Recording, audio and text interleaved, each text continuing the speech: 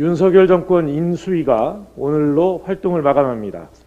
축하와 격려를 보내야 하겠지만 국민은 지난 50일 실망과 불안 그리고 종국에는 분노를 가질 수밖에 없습니다. 당선인이 약속한 공정은 찢어지고 국민이 명령한 화합을 통한 협치는 불통과 독선에 무참하게 짓밟혔습니다. 스스로 약속한 대선 공약마저 취임도 하기 전에 허공으로 사라지고 말았습니다. 50일 동안 인수위가 남긴 것이라곤 부도어음과 찢어진 공약집 그리고 국민의 절망뿐입니다. 윤석열 인수위는 총체적으로 실패했습니다. 임기 시작도 전에 국민을 기만한 당선인에게 국민은 절망하고 있습니다. 인수위처럼 국정을 운영한다면 정권의 앞날은 뻔합니다. 윤 당선인은 이제라도 승리의 만취에서 깨어나 국민을 바라봐야 합니다. 오만과 불통이 아니라 대화와 협치의 길로 나서야 합니다. 국회를 존중하고 국민의 비판에 귀를 기울여야 합니다.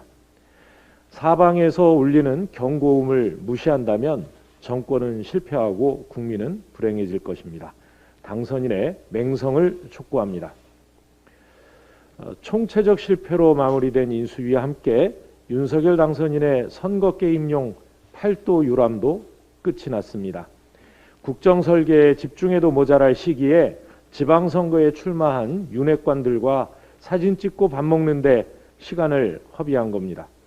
선관위까지 선거에 영향을 미치는 행위들은 자제돼야 한다라고 만류했지만 윤 당선인은 차기 대통령으로 최소한의 책무를 져버렸습니다.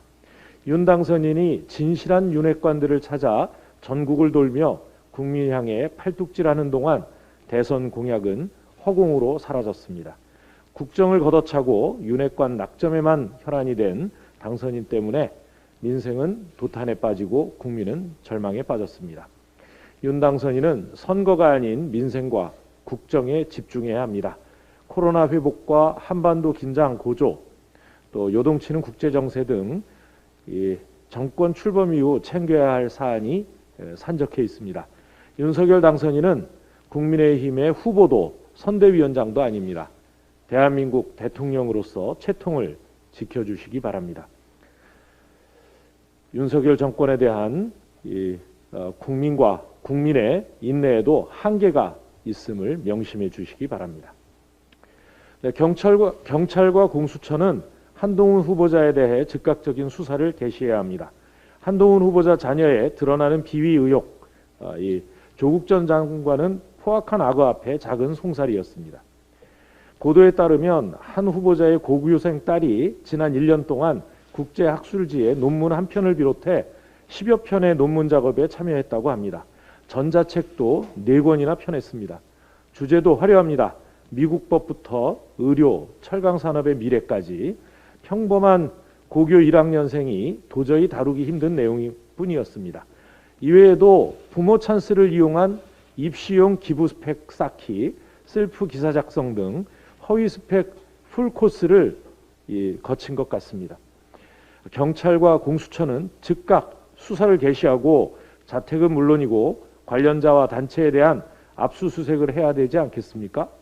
조국 장관에게 윤석열 한동훈 검찰이 들이댄 잣대대로라면 엄중한 법적 심판을 받아야 마땅하다고 봅니다. 한동훈 후보자가 앉아야 할 자리는 국무위원석이 아니라 공수처 조사실 의자 아닌가 합니다. 제기된 의혹들만으로도 법치를 바로 세울 법무장관으로서의 도덕성과 자질, 인성 모두 완벽한 실격입니다. 특히 공익보도에 대한 언론사 고소는 왜 검찰개혁이 필요한지를 스스로 증명하고 있습니다.